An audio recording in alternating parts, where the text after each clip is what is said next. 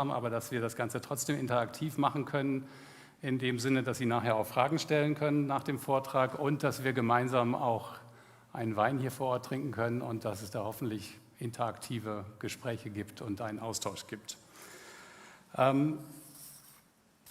Herr Professor Greve ist aktuell an der Universität Hildesheim. Er ist dort Professor für Entwicklungspsychologie, seit 2001 schon, also schon etwas länger. Sein Werdegang, bevor es ihn nach Niedersachsen verschlagen hat, war er an der Universität Trier mit Studium, Promotion und Habilitation.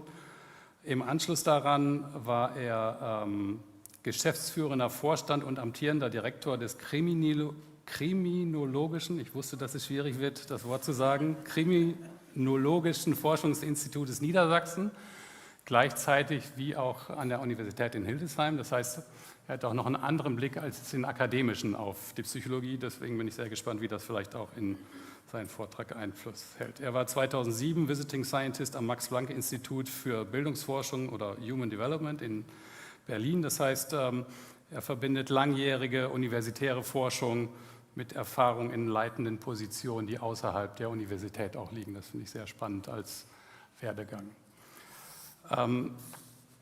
Seine Forschungsschwerpunkte liegen in der Entwicklung von Identität und Selbst über die Lebensspanne, die Resilienz und der Umgang mit Krisen in belastenden Lebensereignissen. Und ich habe in der Publikationsliste, in der Bücherliste gesehen, dass es auch ein Buch gibt, was ich zumindest vom Titel jetzt schon mal spannend fand. Ich habe es nicht gelesen, aber da wird der Werdegang von 20 Personen über das gesamte Leben beschrieben, analysiert. Vielleicht hören wir darüber heute auch noch in dem Vortrag. Weitere Forschungsschwerpunkte sind Selbstgestaltung und persönliche Handlungsspielräume, evolutionäre und philosophische Psychologie. Das heißt, die zentrale Frage in seiner Arbeit ist, wie Menschen ihr Leben aktiv gestalten können, auch unter schwierigsten Bedingungen und Krisen, die man vielleicht nicht lösen kann, aber die man ja irgendwie bewältigen kann und muss. Und was mich persönlich jetzt natürlich sehr interessiert und Sie wahrscheinlich auch, gibt es bestimmte Methoden oder Werkzeuge, die wir erlernen können, um besser mit solchen Krisen und Rückschlägen umgehen zu können und trotz Krisen auch handlungsfähig zu bleiben. Ich freue mich sehr auf den Vortrag heute Abend, Herr Professor Greve. Vielen Dank.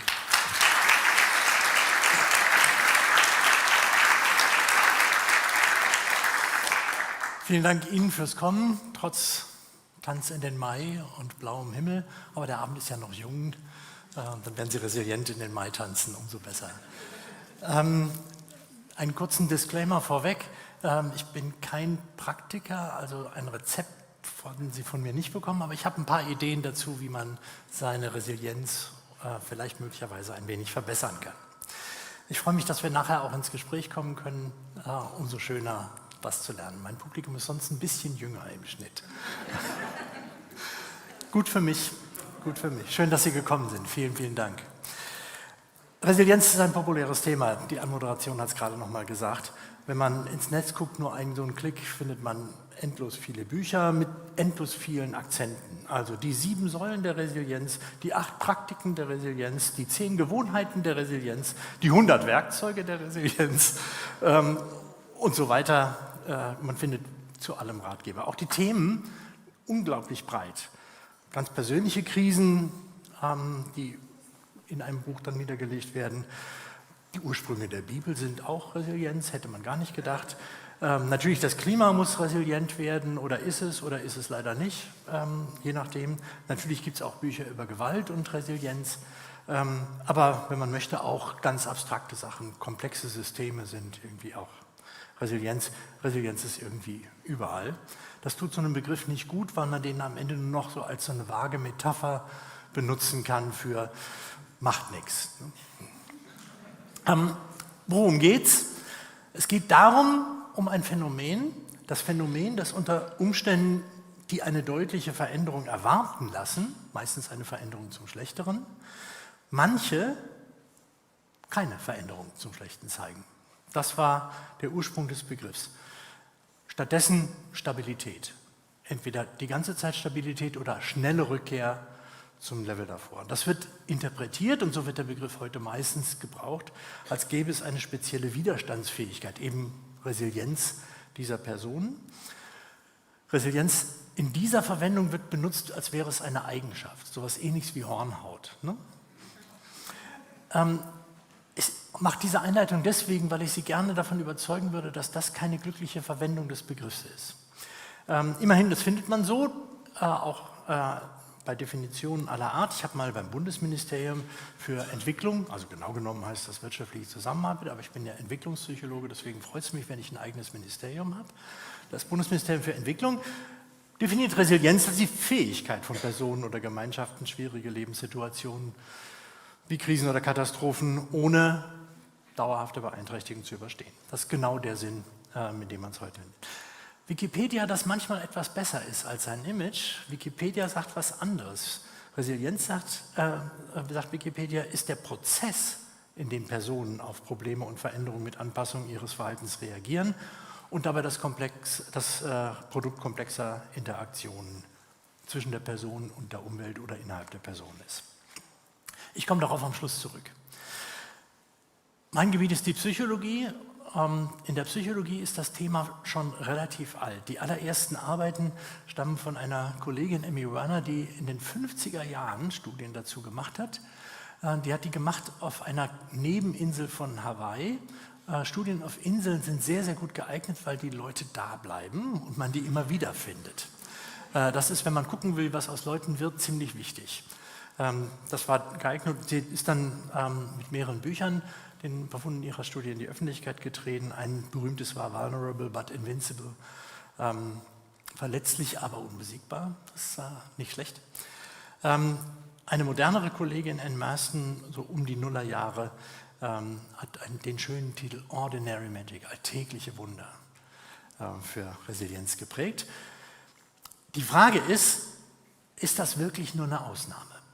Die Definition, und so wie ich es vorhin eingeführt habe, sagt ja, die meisten erleben unter diesen Umständen eine Veränderung zum Schlechteren, eine Krise, eine Katastrophe. Und einige wenige sind dann resilient, und das ist das Auffällige. So war auch der Start bei Emmy Werner. Bei einem Marston klingt das schon anders. Ordinary Magic, alltägliche Wunder. Und das ist die Idee, und die Anmoderation hat das gerade gesagt, wir hatten ein Büchlein gemacht, eine Kollegin und ich, mit einzelnen Lebensläufen, wo es darum geht zu sagen, bei allen finden wir das. Wir alle haben diese Fähigkeit. Nicht in allen Umständen, aber in vielen. Wie kann man sich das vorstellen? Ein Aspekt ist ein Phänomen, das in den 90er Jahren des letzten Jahrhunderts als das Wohlbefindensparadox bezeichnet worden ist von meiner Kollegin Ursula Staudinger. Das ist nicht wirklich paradox, sondern das ist das interessante Phänomen, dass viele Menschen im Laufe des Alters eine erstaunliche Stabilität bei verschiedenen Indikatoren, verschiedenen Anzeichen des Wohlbefindens finden. Zum Beispiel das Selbstwertempfinden. Bleibt, das sind Querschnittsdaten, also wo die Personen von 40, 50, 60, 70, 80 Jahren verglichen werden, und wie Sie sehen, sehen Sie nichts. Alles stabil. Obwohl, und das ist der springende Punkt dabei, dieselben Personen im Rückblick und im Vorausblick sagen, ja, es ist schlechter geworden und ich vermute, es wird auch weiter schlecht werden. Meine Ohren werden nicht mehr so gut sein, meine Augen werden, ich merke das auch schon. Als ich den Vortrag hätte halten sollen, hat mein Rücken gesagt, dass ich ihn verschieben sollte. Schön, dass Sie trotzdem nochmal gekommen sind. Obwohl wir das merken und nicht bestreiten, ist unser Wohlbefinden stabil. Das ist das Wohlbefindensparadox. Ne? Also müssen wir die Stabilität unseres Wohlbefindens erklären. Und die Antwort ist nicht Resilienz, sondern Resilienz ist der Name dafür, dass dieses Phänomen auftritt. Und ich will versuchen, ein paar Beispiele dafür zu nennen, wie wir es möglicherweise erklären können.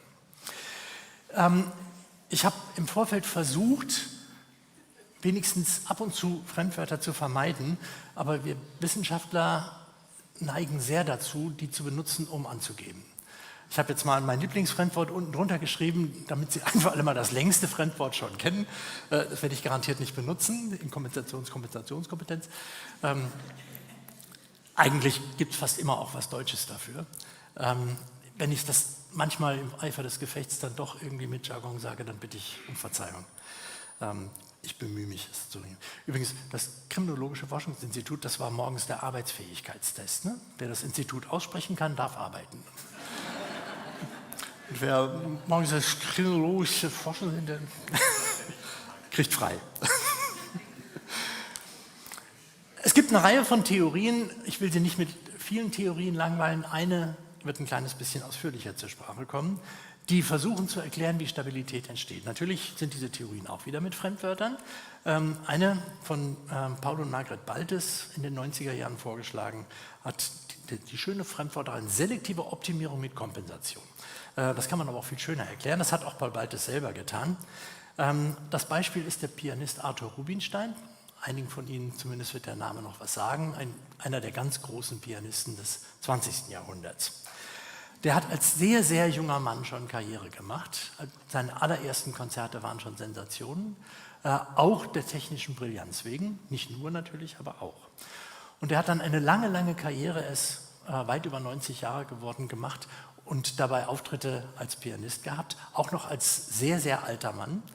Auftritte gehabt und so, dass die Kritik und das Publikum immer noch begeistert waren. Ne? Das sieht nach Resilienz aus. Und er wurde in einem Interview gefragt, wie machen Sie das? Das sind jetzt 80, die Hände können das doch garantiert nicht mehr so schnell.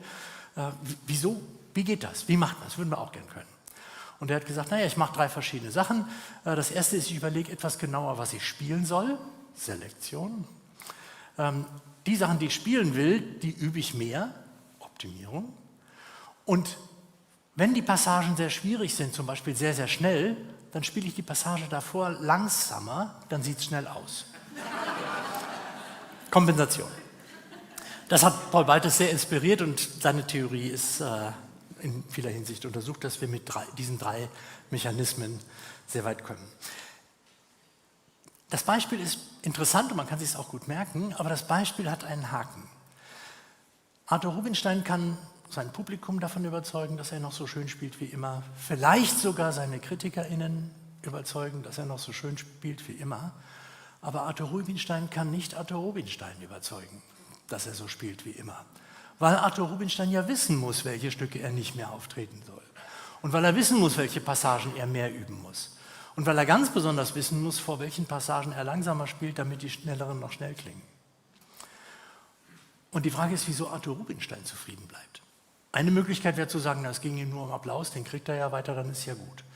Ich glaube, das greift besonders bei einem Künstler diesen Ranges zu kurz. Ich komme auf Arthur Rubinstein gleich nochmal zurück.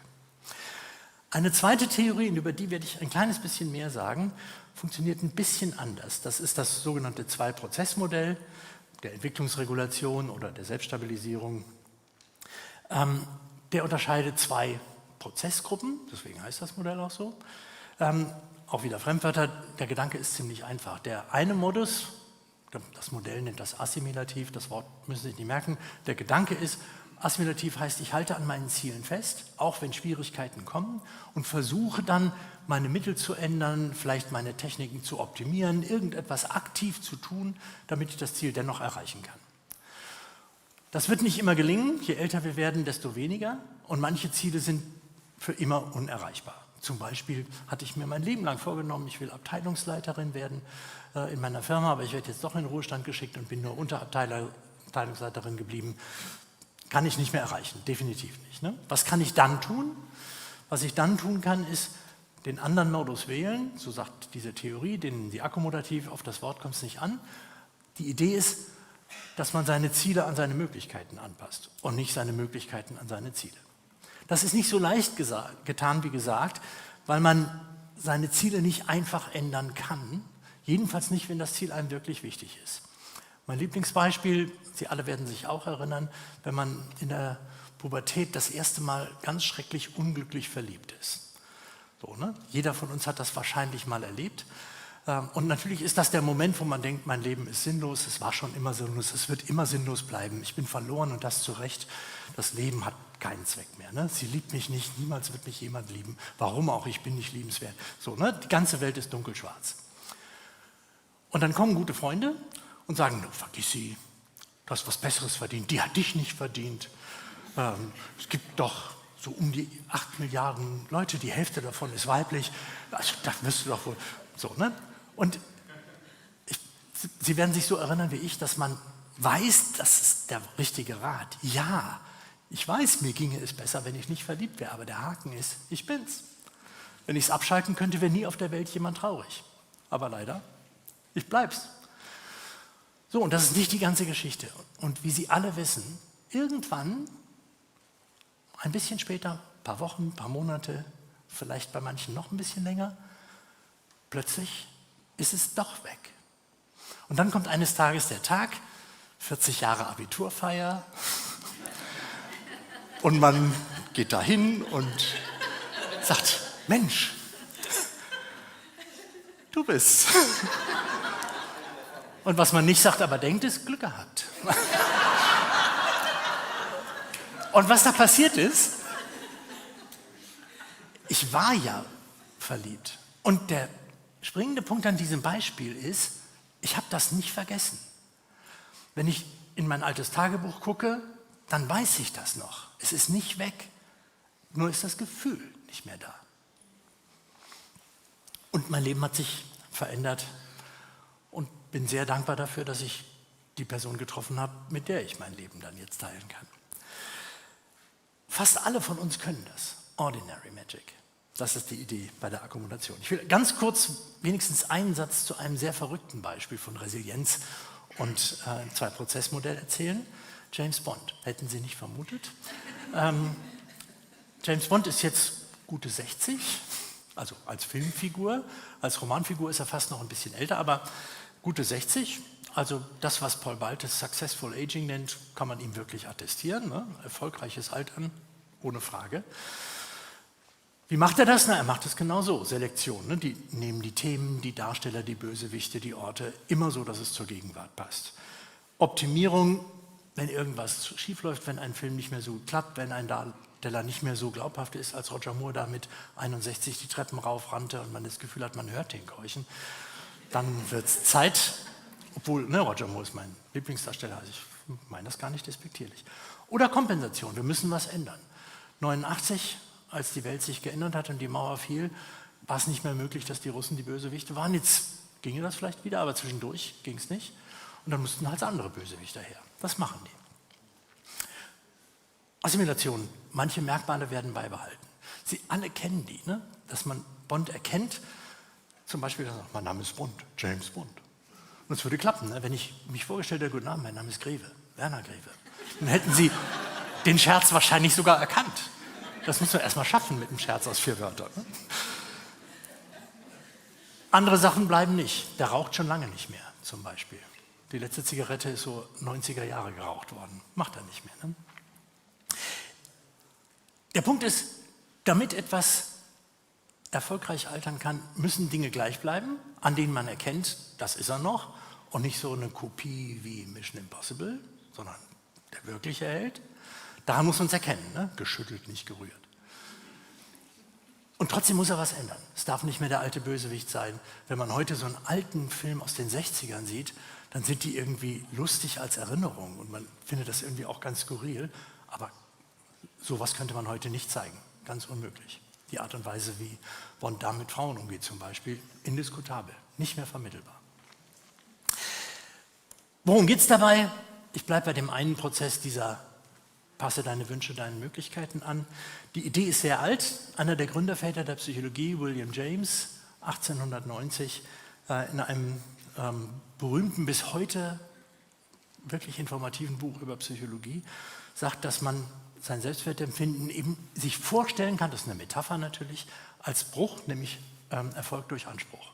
Und natürlich kann die Zahl größer werden, wenn der Erfolg steigt.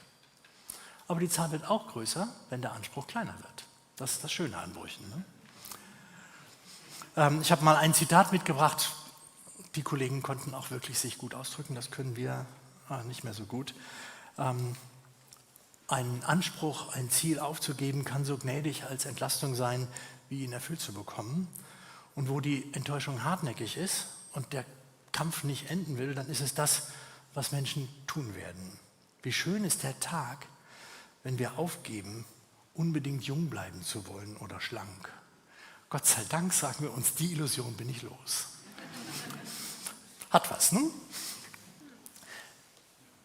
Einen ganz kurzen Ausflug in die Forschung. Wie kann man sowas untersuchen? Und dann komme ich zu dem Punkt, was könnte man tun? Eine Sache, die der Urheber dieses Zwei-Prozess-Modell, das der Herr oben rechts, sich zuerst angeguckt hat, der Abstand zwischen Real-Selbst und Ideal-Selbst. Real-Selbst ist, wie ich glaube, wie ich bin, und Ideal-Selbst, wie ich gerne wäre oder meine sein zu sollen. Und die Idee ist, es braucht einen Abstand, ich brauche ein Ziel. Irgendwas muss mein Anspruch sein. Aber dieser Abstand darf nicht zu groß werden. Und was sich findet ist, ne, im mittleren Erwachsenenalter 50 bis 60, 60 bis 70 hier, geht es erst rauf und dann geht das Real selbst runter. Geht nicht mehr so gut. Wenn ich jetzt Leuten beim Umzug helfe, trage ich die Noten und nicht das Klavier. So. Und sieh da, wie ich meine sein zu sollen, läuft wundervoll parallel. Wenn ich merke, es geht nicht mehr so gut, dann regle ich meine Ansprüche mit runter. Ich muss auch keine Klaviere tragen. So. Auch keine Waschmaschinen. Kann man das auch im früheren Erwachsenenalter finden? Kann man das vielleicht sogar im Jugendalter finden? 2 Beispiele habe ich mitgebracht. Man könnte sich ja fragen, ob die Fähigkeit, sich anzupassen, seine Wünsche zu adjustieren, ob die möglicherweise dann besonders groß ist, wenn es mir gut geht. Ne? Oder ob eben die Fähigkeit dazu beiträgt, dass es mir gut geht. Schließt sich auch nicht ganz aus. Aber in einer Reihe von Studien haben wir gesehen, dass diese Fähigkeit der Anpassung das Wohlbefinden vorhersagt und nicht umgekehrt. Also das ist eine Ressource. Und auch im Jugendalter, wir hatten hier eine Stichprobe von 12, 13, 14-Jährigen, wenn die Schule wechseln und plötzlich mit einem neuen Leistungsanspruch konfrontiert werden, dann sind die besser darin sind, ihre Ansprüche zu adjustieren, im Wohlbefinden etwas stabiler. Ich habe noch ein Beispiel fürs höhere Erwachsenenalter und das ist meine Vorgeschichte aus dem Kriminologischen Forschungsinstitut. Kriminalitätsfurcht. Da gibt es ein interessantes Phänomen, das in den 70er, 80er, 90er Jahren des letzten Jahrhunderts lange und ausführlich diskutiert worden ist, dass ältere Leute besonders viel Angst vor Kriminalität haben, obwohl sie statistisch besonders selten Opfer werden. Das wurde natürlich auch gleich wieder ein Paradox genannt, obwohl daran überhaupt nicht viel Paradox ist. Das ist einfach so, dass ältere Leute vorsichtiger sind und deswegen werden sie auch seltener Opfer. Ne? Die Frage ist, ob diese Angst oder diese Vorsicht für sie die Lebensqualität einschränkt. Und auch da ist Akkommodation, also diese Fähigkeit, seine Bedürfnisse und Wünsche den Möglichkeiten anzupassen, ein interessanter Puffer. 3 Effekte. Erstens, wenn ich irgendeine Art von Opfererfahrung gemacht habe, zum Beispiel einen Einbruch oder einen handtaschen Diebstahl oder irgendetwas dieser Art, ich selber oder jemand in meiner Nähe, dann steigt die Furcht weniger, wenn jemand so diese Fähigkeit hat. Warum? Man könnte sich zum Beispiel sagen, okay, statistisch ist man einmal im Leben dran, meins ist durch. Ist nicht der einzige Punkt, aber ein schönes Beispiel. Zugleich sind diese Leute aber auch vorsichtiger und sagen, okay, das hier ist nicht der Moment, was zu riskieren. Vielleicht bist du ein bisschen vorsichtiger. Musst nicht mehr nachts um 1 am Bahnhof langlaufen. Jedenfalls nicht da, wo die Diskotheken sind und die Lautstärke so ist. Wenn ich nun schon aber nicht mehr am Bahnhof rumlaufen lasse, könnte das vielleicht meine Lebensqualität einschränken. Wer akkumulativ ist, der tut das nicht. Der sagt, was soll ich da am Bahnhof? Nachts um 1. Wirklich nicht. Dafür gibt es meine Couch. Und den Bahnhof gucke ich mir im Fernsehen an. Viel Erfolg. Kann man nicht, wenn man 18 ist, aber wenn man 70 ist, vielleicht schon. Ich bin jetzt schon nicht mehr nachts um 1 am Bahnhof, wenn ich es vermeide. Und nicht nur, weil es mir Angst macht, sondern auch, weil ich denke, ach, ist für mein Leben jetzt echt nicht mehr der Ort. Lieber ein Buch, eine Decke. Und das bedeutet, ich benehme mich vorsichtig, ich setze mich Risiken tatsächlich aus und das macht mir nichts aus. Alles gut.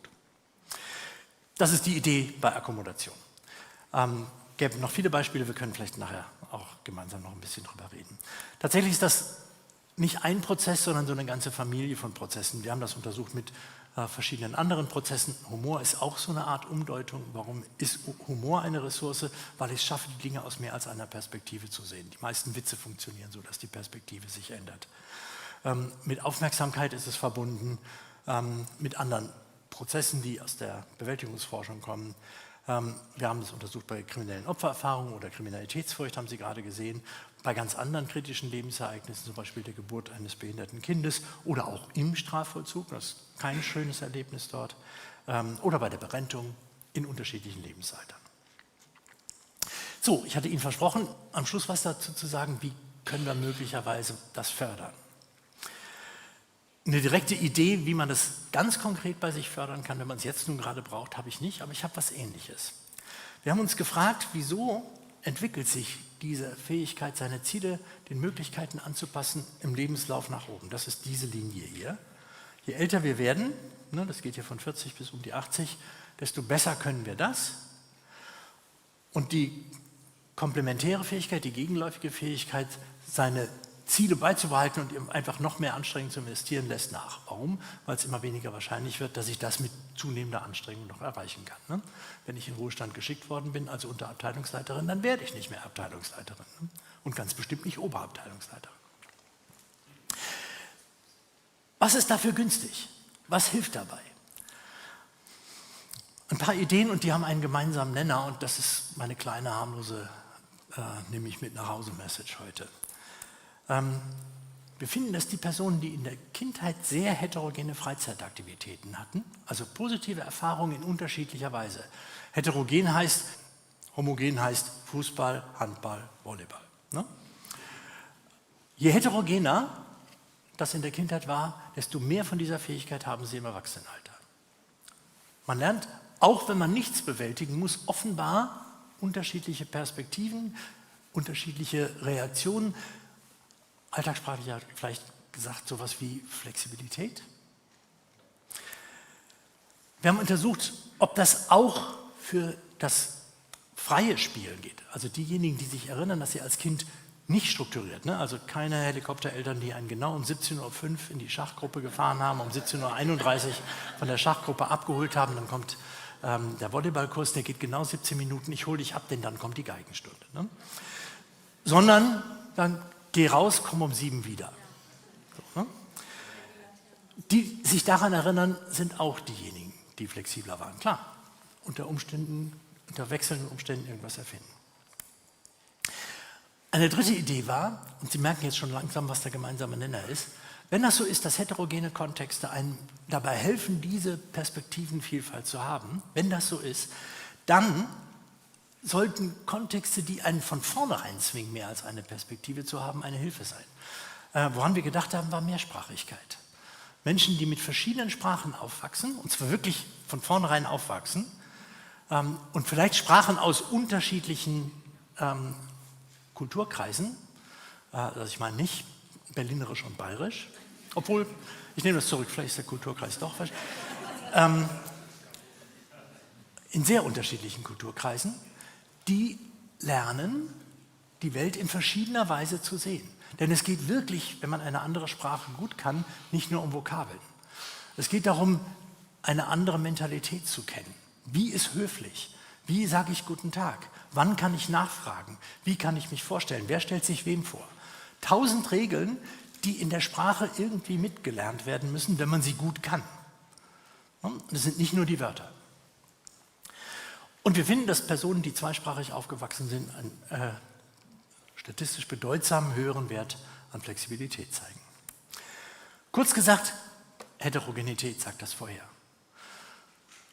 Die beste Versicherung für ein flexibles, akkommodatives, wenn Sie mir das Wort verzeihen wollen, Leben wäre es, heterogene Erfahrungen zu machen. Dafür ist es nie zu spät, je mehr, desto besser. Je unterschiedlicher, desto besser. Weil mir das hilft, nicht auf Straßenbahnschienen zu fahren, sondern auf Feldwegen. Abgesehen von dieser Heterogenität gibt es noch ein paar andere Bedingungen und wäre das die Vorlesung, würde ich sagen, bleiben Sie dran, kommen Sie nächste Woche wieder, das kommt dann für die Klausur in der nächsten Woche. Da geht es zum Beispiel darum, dass bestimmte kognitive, also gedankliche Voraussetzungen, Denkfähigkeitsvoraussetzungen bestehen müssen, die man auch wiederum trainieren kann. Die sind zum Beispiel auch Bestandteil von Kreativität, ne? Dass man darüber nachdenkt, was kann ich mit einem Stein machen außer eine Wand? Kann ich für was anderes benutzen? Je öfter man das übt, desto mehr übt man Perspektivwechsel und den kann man dann auch wieder gebrauchen, wenn es darum geht, in meiner Krise, in meiner Blockadesituation die Perspektive zu wechseln, weil das genau das ist, was mir dann helfen wird zu sagen, daran ist nicht alles schlecht. Und das ist der Punkt, ich hatte ja auch versprochen, ich komme auf Arthur Rubinstein zurück.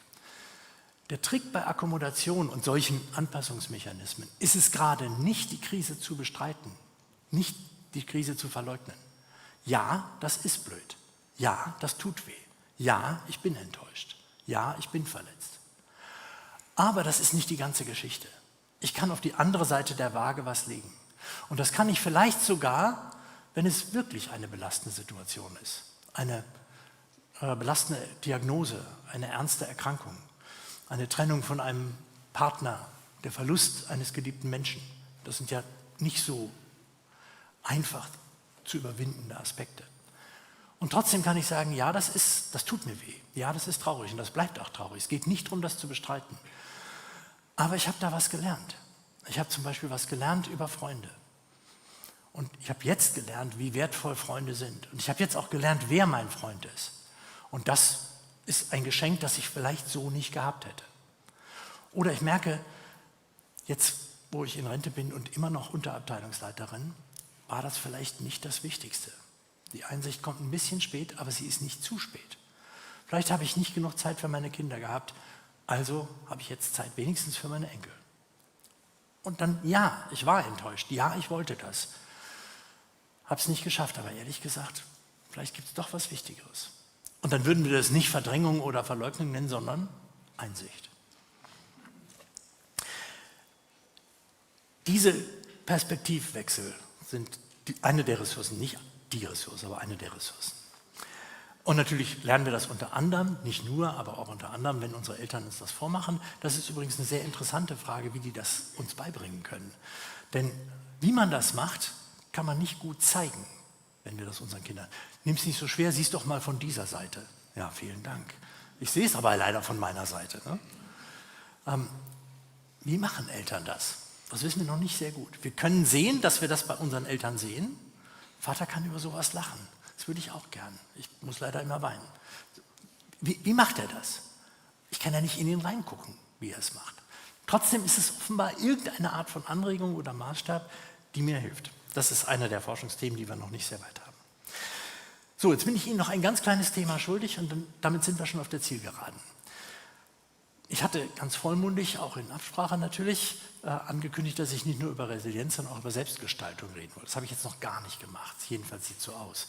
Ein paar Sätze muss ich dazu noch sagen, damit ich nicht nur den halben Vortrag geliefert habe. Wie kann ich bleiben und trotzdem ernst nehmen, dass ich mich verändere? James Bond, ne? Wie kann ich James Bond bleiben und nicht Tom Cruise werden oder sowas, sondern wie kann ich James Bond bleiben und trotzdem nicht mehr einen Film drehen wie 1962? Wie kann ich das machen? Erste Beobachtung, das ist erstaunlich stabil. Es ist immer ich. Wahrscheinlich haben Sie die auch noch, so ein Foto, so ein Schnappschuss, der gemacht worden ist von Ihrer Einschulung, ne? Mit dieser großen Schultüte. So, wenn Sie diesen Menschen da drauf sehen, dann wissen Sie, das bin ich. Es sieht Ihnen vermutlich nicht mehr so irre ähnlich. Sie werden erstaunt, ich habe das Bild nicht mitgebracht, wie ich da aussah. Sie hätten es gerne gesehen, ich weiß, eben.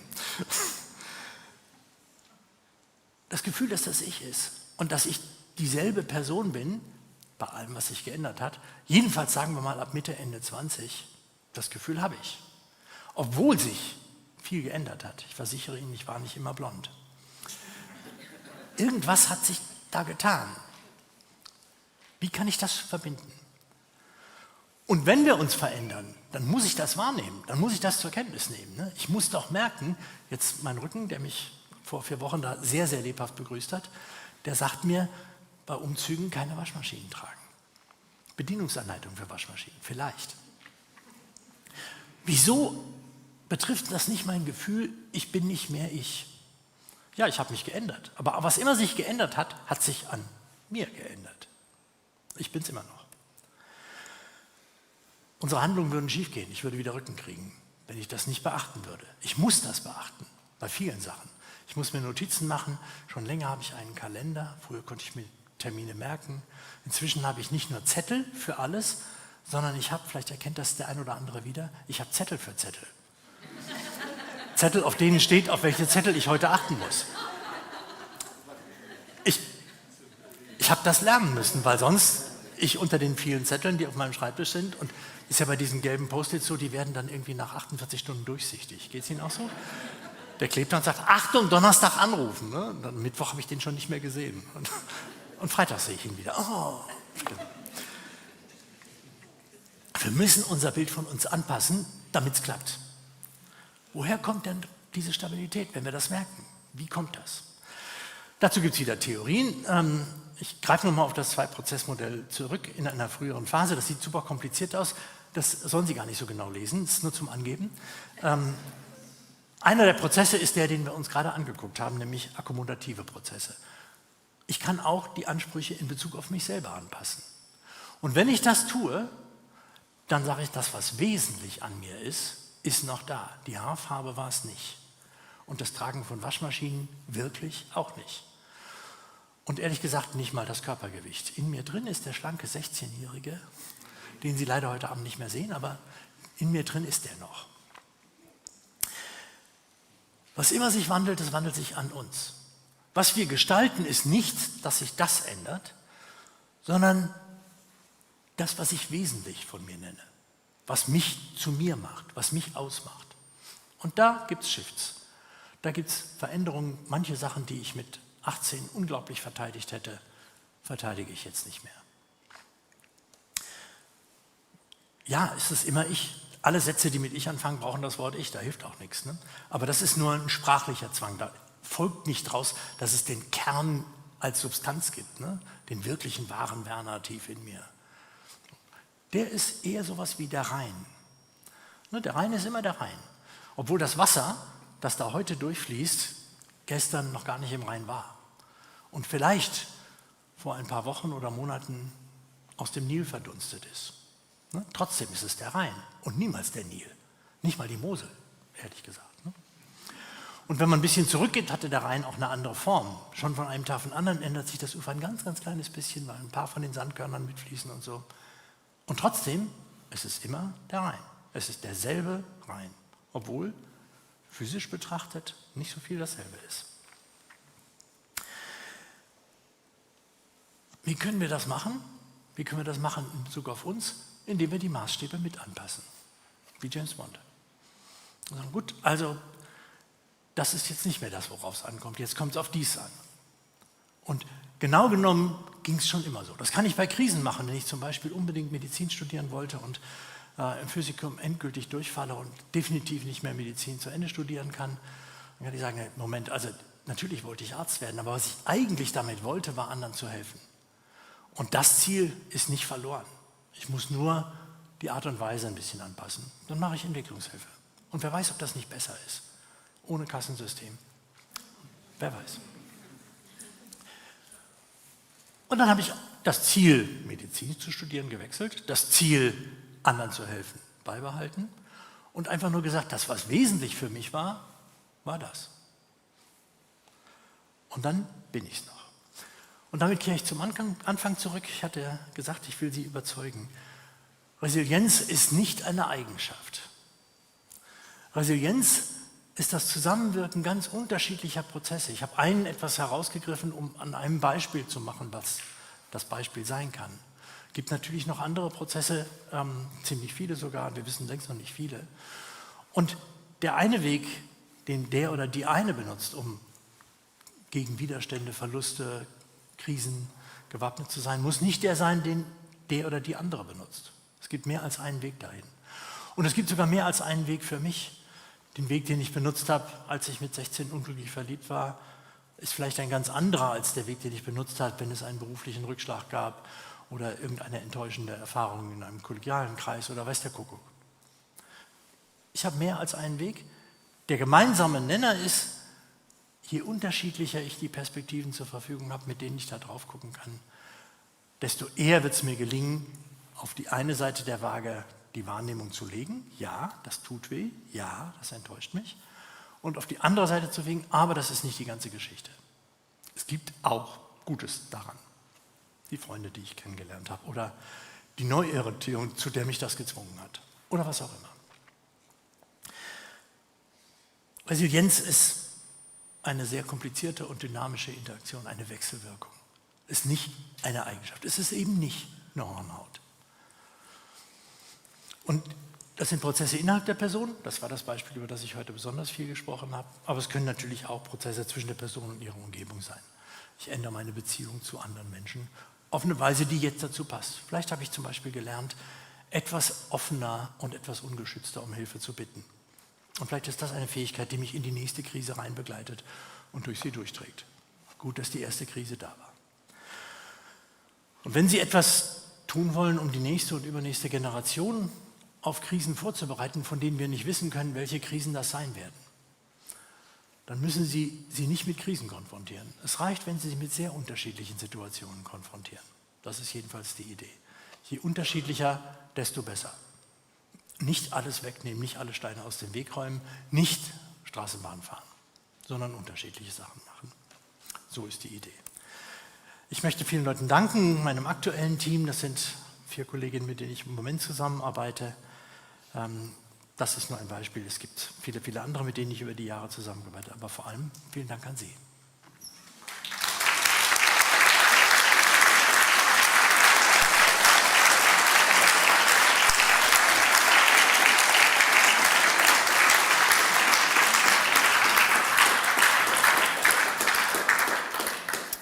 Vielen, vielen Dank für diesen Vortrag, der uns, glaube ich, mit einer gewissen Leichtigkeit vermittelt hat im Umgang mit Krisen. Ich zumindest bin gewappnet für das 35-jährige Abi-Treffen in 2 Monaten. Ich denke, dass es Fragen, Anmerkungen, Kommentare gibt. Deswegen würde ich gerne die Runde eröffnen, größer machen. Bitte melden Sie sich und sprechen Sie ins Mikro in dem Würfel. Ganz hier vorne geht's los. Erste Reihe fängt an. Ich habe 40-jähriges Abi-Treffen dieses Jahr. Ich fühlte mich sehr angesprochen. Ich bin ziemlich früh mit dem Begriff Resilienz in Berührung gekommen, eigentlich als Kind schon. Und zwar, weil bei uns in der Familie schwere Depression ein Thema war. Und ich gelernt habe, Resilienz ist das Gegenteil davon. Also der Depressive versucht, ein resilienter Mensch zu werden. Und so habe ich das auch abgespeichert. Heute betrachte ich das ein bisschen anders nach dem Vortrag.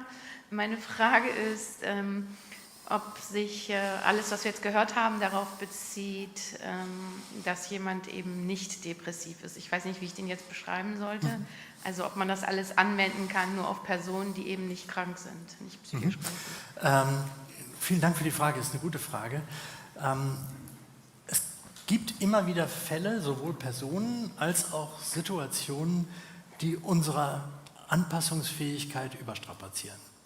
Es gibt den Grenzfall, wo man nicht mehr mit der Situation zurechtkommt, jedenfalls kurz- oder mittelfristig, das kann es geben.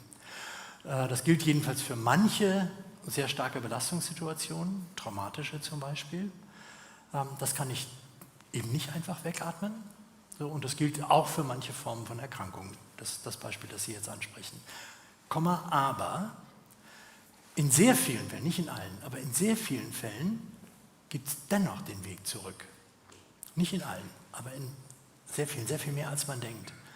Auch bei sehr schweren emotionalen Belastungen, Depression ist so ein Beispiel, kommen wir häufig, manchmal mit Unterstützung, das gehört ja dazu, dass ich in der Lage bin, diese Unterstützung zu erbitten und zu nutzen, also zum Beispiel anzunehmen, wieder in die Nähe des Ausgangslevels zurück. Das Lachen ist nicht für immer weg.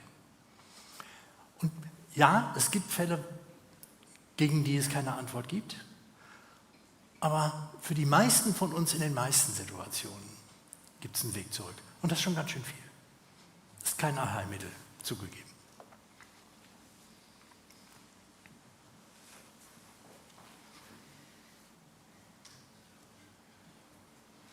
Weitere Fragen?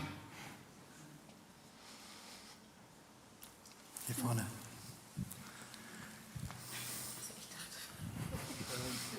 Eine Frage ist, wenn ich meine Ansprüche immer weiter reduziere und immer weiter und weiter, irgendwann sitze ich im Sessel, gucke im Fernseher, muss ich mich nicht selber dafür aufraffen, irgendwas doch noch zu erreichen? Ja, vielen, vielen Dank für die Frage. Den Punkt habe ich in dem Vortrag jetzt mal ganz bewusst ein kleines bisschen kurz gehalten, aber es ist ein total wichtiger Punkt. Deswegen hatte ich diese eine Abbildung, wo das Real und das Ideal selbst in diesem dosierten Abstand bleiben. Zur Gesundheit gehört nicht, dass man gar keine Ziele hat. Zur Gesundheit gehört, dass die Ziele oder Wünsche oder Aspirationen oder Hoffnungen, auch die Sehnsüchte, in einem erträglichen Abstand sind. Wenn das auseinanderläuft, das ist ein typischer Fall, dass ich das Gefühl habe, ich kann überhaupt nichts, ich will aber so viel, schaffe ich nicht mehr. Ne? Das ist bei depressiven Patienten sehr häufig, dass die beiden Sachen zu weit auseinanderlaufen. Und die Funktion dieses Mechanismus, über den ich heute gesprochen habe, ist es sozusagen genau diese dosierte Diskrepanz ungefähr aufrechtzuerhalten. Das wird uns nicht immer gelingen. Manchmal müssen wir dann sagen, das werde ich jetzt wirklich nicht mehr erreichen, eine Weile dran kauen an irgendeinem nicht erreichten Ziel. Aber die Idee ist nicht, sozusagen den Abstand auf Null zu kriegen, weil dann bleibe ich einfach sitzen, dann will ich gar nichts mehr. Genau. Es gibt in der antiken Philosophie ein paar Ansätze, die würden diese Beschreibung so nicht mitgehen, aber sagen insbesondere die Stoiker, die meisten waren Stoiker, wenige Stoikerinnen, aber die Stoiker, die das gesagt haben, der Weg zum Glück ist zu wollen, was du musst. Also wenn es denn sein muss, nicht zu tun, was du musst. Gehorsam war nicht die Idee, sondern der Weg ist zu wollen, was du musst. Da, wo es sein muss, nicht zu sagen, na gut, sondern zu sagen, ja, gut so, na gut. Dann wäre es eine Hilfe. Aber die Regulation ist tatsächlich eine zweigerichtete. Ne? Zu wenig kann zu wenig sein. Das war genau Ihr Punkt. Ne? Vielen Dank für die Frage.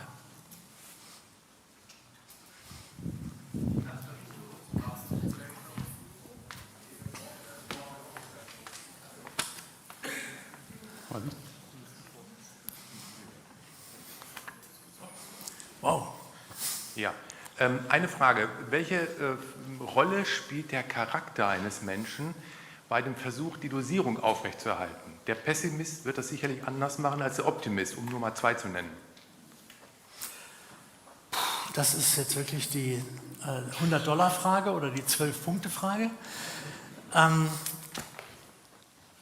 Das, was wir den Charakter nennen in der alltäglichen Beobachtung, ist das, ich versuche es kurz mal, was wir wahrnehmen, was Menschen über Dauer zeigen.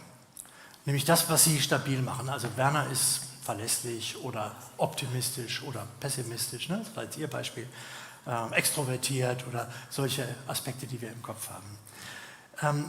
Im Alltag neigen wir ein bisschen dazu, diese Stabilität, diese stabilen Eigenschaften, Charakter war jetzt Ihr treffender Begriff dafür, als Erklärung zu benutzen. Werner ist pünktlich, na deswegen kommt er heute auch pünktlich. Tatsächlich aber ist das nicht die Erklärung.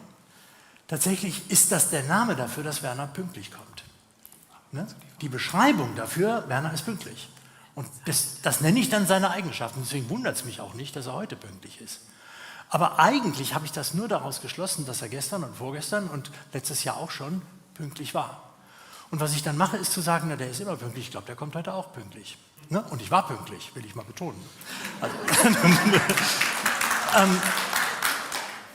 das ist eine etwas verkürzte Antwort, aber der Punkt, um den es mir geht, das, was Mechanismen, die auch bei Resilienz eine Hilfe sein können, erklären, ist gerade, wieso man stabil ist. Und bei dem Charakter als Erklärung setzt man die Stabilität schon voraus. Und die Frage, um die es mir heute ging, ist, wie kommt denn Stabilität zustande? Es gibt doch so viele Gründe, nicht stabil zu sein. Mal pünktlich zu sein, mal nicht.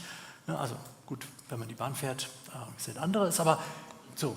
Und die Idee der Stabilität als das, was man erklären will und nicht einfach kurzerhand zu benutzen als das, was etwas erklärt. Ne, warum haut der Peter den Paul? Na, der Peter ist eben aggressiv. Woher weiß ich das nicht? Der hat gestern auch schon jemand gehauen und vorgestern auch. Aber ich will doch gerade wissen, warum Peter die ganze Zeit jemand haut. Und das ist die eigentliche Erklärungsaufgabe. Und deswegen ist der Charakter in einem gewissen Sinne, das ist verkürzt und man müsste mehr dazu sagen, eine ähnliche Suchaufgabe wie die Stabilität bei Resilienz. Wieso sind wir stabil? Es gibt doch so viel Grund, nicht stabil zu sein. Das ist eine etwas zu kurze Antwort, aber ich wollte mich nicht ganz drücken. Ja, vielleicht gibt es auch noch Fragen aus dem Chat. Ich komme gleich zu Ihnen. Gibt es im Stream auch Fragen, Micha? Hast du ein Mikro oben? Okay, ich komme gleich hoch. Aber dann nehmen wir erst hier die Frage.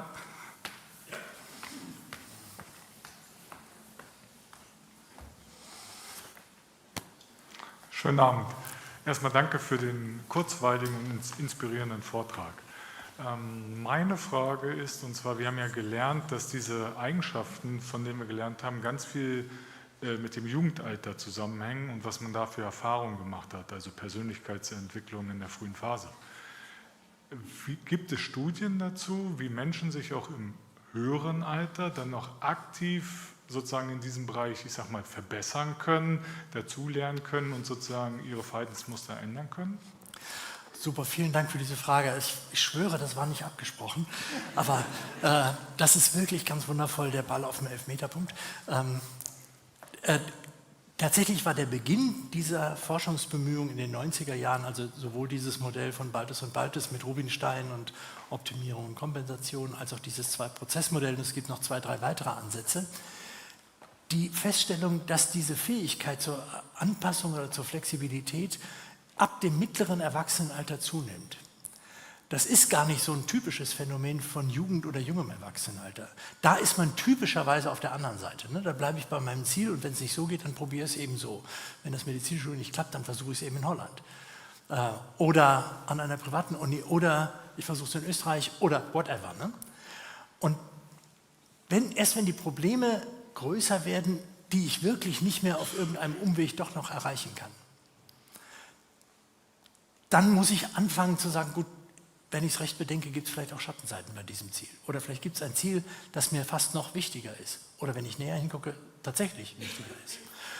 Und zumindest ein Teil der Befunde, wir haben jetzt in 30 Jahren noch nicht so lange Längsschnitte, wo das über 50, 60 Jahre verfolgt worden wäre, aber ein Teil der Geschichte deutet wirklich darauf hin, dass wir das unter anderem lernen, wenn es gebraucht wird. Und nicht gelernt haben müssen, 30 Jahre zuvor. Mein Punkt war vorhin nicht zu sagen, die Weichen werden mit 8 gestellt, sondern wir können versuchen, uns darauf ein bisschen besser vorzubereiten. Wenn man es früh durch Heterogenität geübt hat und nicht unbedingt durch Krisen, dann werden wir mit diesen Krisen schneller und leichter zurechtkommen, aber nicht, sonst nicht. Und in diesem Sinne, zumindest querschnittliche Befunde, also wo man verschiedene Altersgruppen miteinander vergleicht, deuten darauf hin, dass wir das auch im höheren, sogar im hohen Erwachsenenalter noch lernen können. Nicht genauso schnell wie mit 18, wie bei den meisten Dingen leider. Ne? Aber es scheint so zu sein, dass das geht. Und Perspektivenvielfalt scheint eine der günstigen Bedingungen dafür zu sein. Ne? Also sich selber immer mal wieder dazu aufzufordern, guck's mal auf dieser Seite an oder guck's mal auf dieser Seite an. Und je mehr man das übt, desto mehr wird es einem auch einfallen, wenn es mal wirklich nötig wird. Und der Witz ist immer, nicht die dunkle Seite nicht angucken. Ich will das nochmal sagen, das ist nicht der Trick dabei. Es geht nicht um Verleugnen, Bestreiten oder sowas. Always look at the bright side. Das ist nicht die Idee. Dann zu sagen, einerseits, andererseits. Eine Frage, die aus dem Stream-Chat noch kam. Kann man im Gehirn neurobiologische Veränderungen feststellen bei Menschen, die vielleicht resilienter sind oder ausgeprägter das haben? Ich habe 2 Antworten. Die eine ist, keine Ahnung. So lange Längsschnittstudien über Gehirnkonfigurationen, das wäre es ja, gibt es meines Wissens noch nicht. Die Methoden sind noch nicht so alt, dass wir jetzt 30 Jahre Längsschnitte hätten. Die zweite Antwort ist todsicher. Weil was immer wir dazulernen, es muss sich irgendwo da niederschlagen. Und ich kann ja auch am allerletzten Tag meines Lebens noch ein neues Wort lernen oder ein neues Rezept ausprobieren, irgendwas neu machen. Und das kann ich nur, weil das sich irgendwie in meinem Gehirn zeigt. Also muss es sich irgendwo im Gehirn niederschlagen. Ein bisschen ist die Frage ja eher so Henne-Ei-Frage, ne? Also ob man bestimmte Gehirnstrukturen braucht oder Gehirnflexibilitäten braucht, um das lernen zu können. Und das, was ich jetzt in meiner Perspektive, und ich bin nur einfach irgendeiner, aber was ich in meiner Perspektive gelernt habe, ist, man kann das Gehirn auch als die Konsequenz meines Lebens betrachten, nicht nur als die Ursache. also das, was in meinem Gehirn drin ist unter anderem die Konsequenz von meinem ganzen Leben. Das, was da an Wissen drin ist zum Beispiel. Und in diesem Sinne ist das Gehirn immer so ein knappes Stückchen hinter meinem Leben, bis das dann da drin geblieben ist. Und insofern ist die Henne-Ei-Frage kein Entweder-Oder, sondern es ist eben wirklich ein Ping-Pong.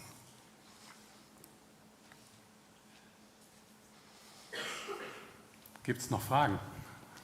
Sonst ist das ja vielleicht auch ein ist noch schönes eine. Schlusswort, dass wir für unser Selbst verantwortlich sind. Aber es gibt noch eine Frage.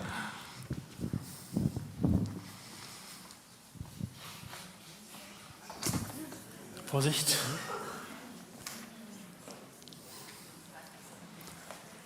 Ja, vielen Dank für den spannenden Vortrag.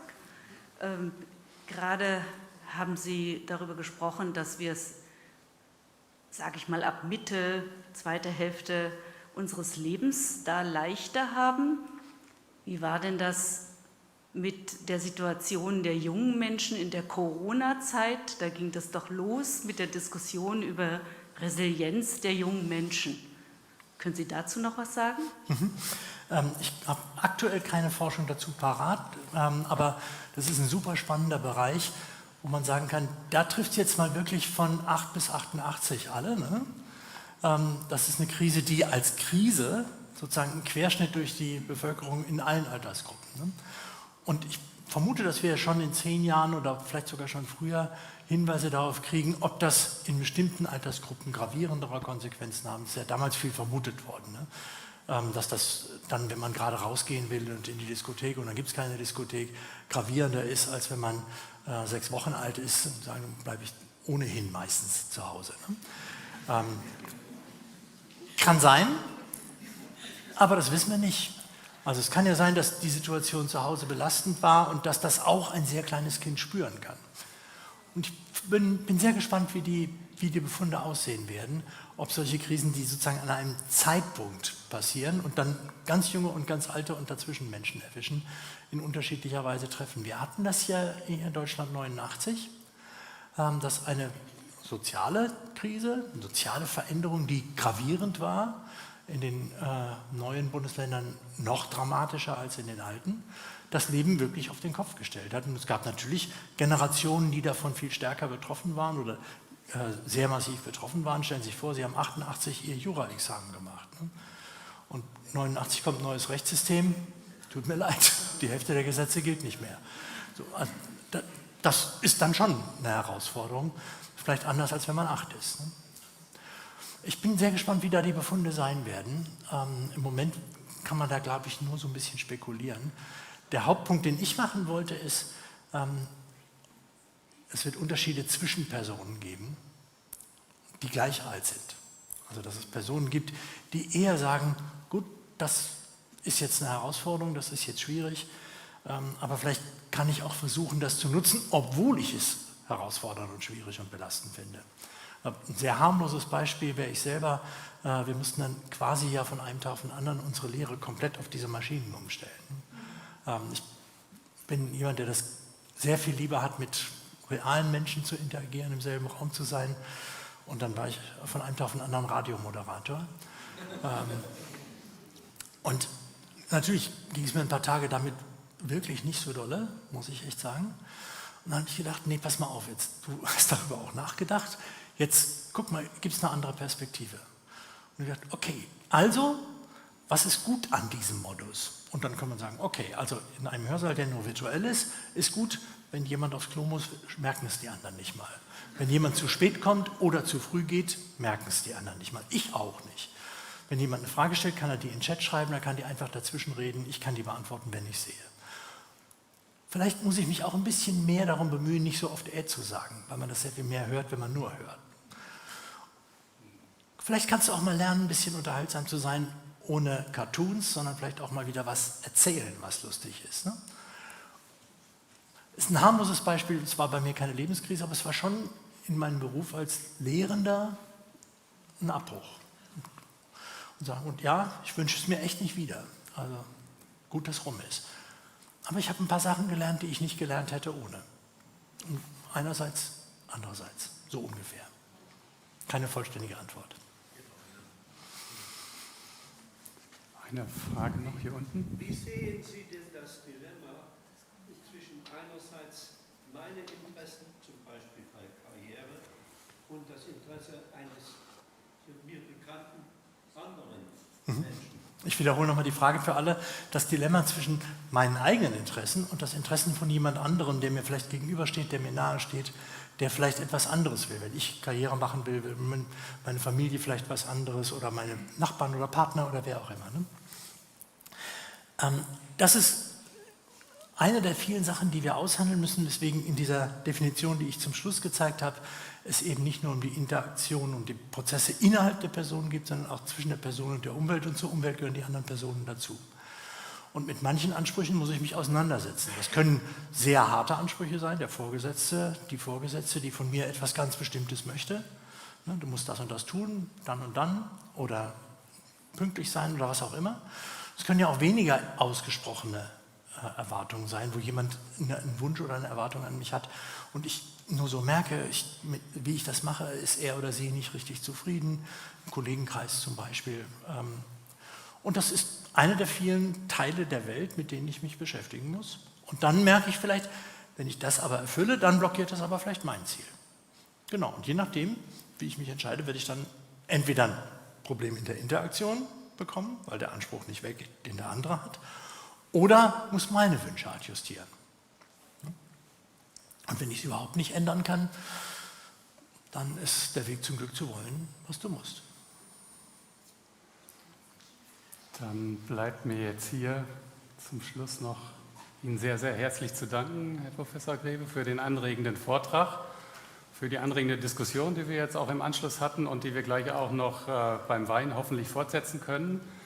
Bevor wir zum Wein übergehen, habe ich noch zwei Sachen, die ich gerne ankündigen würde. Und zwar am 28. Mai ist der nächste Science Talk, den wir hier mit Volkswagen unterstützt durchführen können. Der Titel lautet über Robotik und 3D-Druck auf der Baustelle von Frau Professor Inka May von der TU in Berlin.